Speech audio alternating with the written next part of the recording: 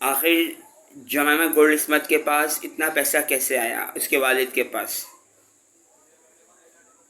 کیا اس علاقے سے فوج میں، ایف سی میں، ریلیویز میں جو مسلمان کے بھیس میں یہودی شامل ہیں انہوں نے سر جان جیمز گولڈ اسمتھ کی مدد کی اور سونے اور ہیرے پر کالا کلر کر کے اس کو کوئلہ شو کر کے یا اس کو پتھر شو کر کے پاکستان سے باہر بھیجا گیا؟ یا شاہی قلعے کے نیچے جو سرنگ کھودی گئی ہے کیا اس راستے سے باہر بھیجا گیا؟ تو یہ سب کچھ معلوم کرنا پاک فوج کا کام بنتا ہے،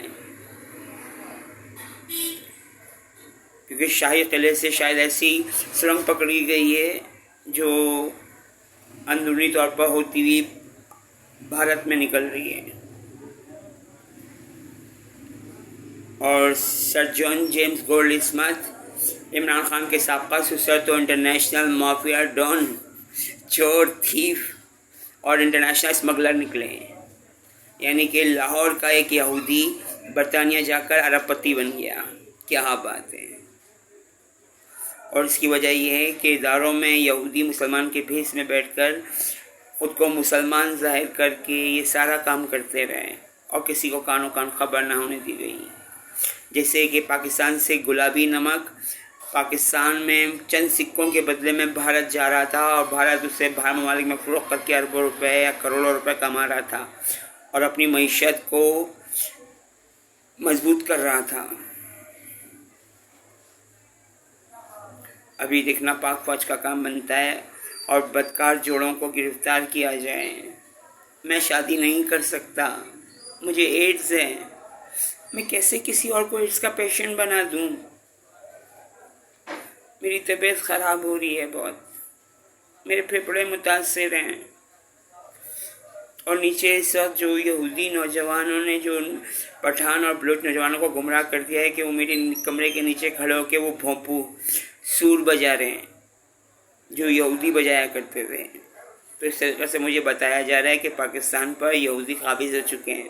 کتنے بے وقوف ہیں نا یہ سمجھ رہے ہیں یہودی ان کی مدد کریں گے۔ یہودی ان کی مدد نہیں کر سکتے، یہودی ان کو وقت پر دغا دے کے نکل جائیں گے۔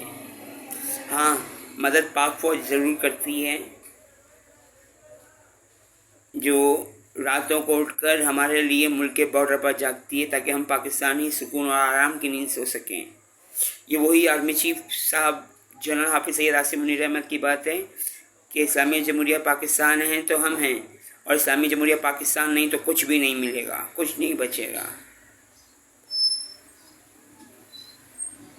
اور مجھ سے پہاڑ پر، شارک کے پہاڑ پر ایک ایف سی کا نوجوان تھا یا کون تھا، اس نے مجھ سے بات کہی تھی کہ یہ بتاؤ کہ بلوچستان کب آزاد ہوگا؟ تو میں نے اس سے یہ کہا تھا کہ ایسا نہیں ہو سکتا، بلوچستان آزاد نہیں ہوگا، بلوچستان پاکستان کا انشاءاللہ تعالی حصہ رہے گا۔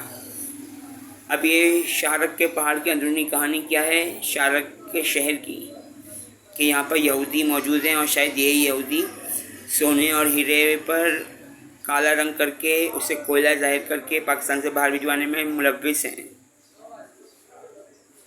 اور وہ اس چھوٹے سے ہری آنکھوں والے بچے کو کیوں میرے پاس بھیجا گیا جب میں کھانا کھا رہا تھا؟ یہودیوں نے اپنے بچوں کو بھی بہت تیز اور چالاک بنا دیا ہے۔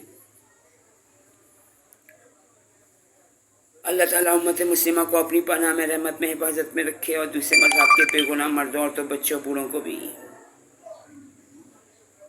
میری طبیعت بہت خراب ہو رہی ہے، میرے پھیپھڑے متاثر ہوئے ہیں۔ میں اس وقت ہرنائی کے علاقے میں موجود ہوں، اور جو حسن چکٹا صاحب نے خبر دی ہے کہ یوتھیوں کی شادیاں ہو رہی ہیں طالبان کے ساتھ، تو اس کو روکا جانا چاہیے۔ پاکستان کو ہم جنس پرستی کا ملک بنانے کی جو سازشیں کی جا رہی ہیں ان کو روکنا پاک فوج کی، ISI کی اور پاکستان کی دوسری خفیہ ایجنسیوں کا کام بنتا ہے۔ یہ کام انہی کو کرنا ہے، یہ کام اور کوئی نہیں کرے گا۔ باہر سے اب کوئی محمد بن قاسم، محمود غزنوی، سلطان صلاح الدین ایوبی، نور الدین زنگی، طارق بن زیاد، موسیٰ بن نصیر، محمد بن قاسم، خالد بن ولید اور شیر میسور ٹیپو سلطان نہیں آئے گا۔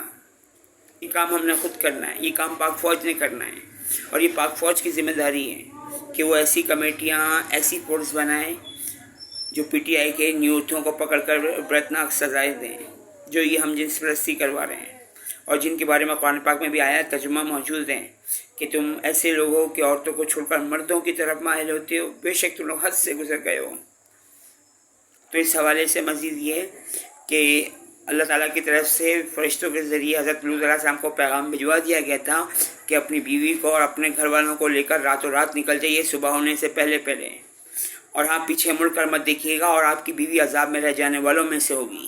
اور یہی ہوا بھی کہ حضرت لوط علیہ السلام کی بیوی نے جب پیچھے مڑ کر دیکھا تو پوری بستی تباہ و برباد کر دی گئی، اور لوط علیہ السلام کی بیوی بھی عذاب والوں میں شامل ہو گئی، کیونکہ فرشتوں نے کہہ دیا تھا کہ تو بھی عذاب میں شامل ہے، اور پھر لوط علیہ السلام کی بیوی کو بھی پکڑ کر گھسیٹ لیا گیا۔ تو اللہ تعالیٰ کا عذاب آنے والا ہے۔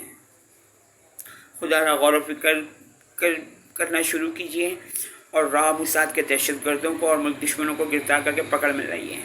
اللہ تعالیٰ امت مسلمہ کو اپنی پناہ میں رحمت میں حفاظت میں رکھے، اور دوسرے مذہب کے بے گناہ مرد عورتوں بچوں بوڑھوں کو بھی۔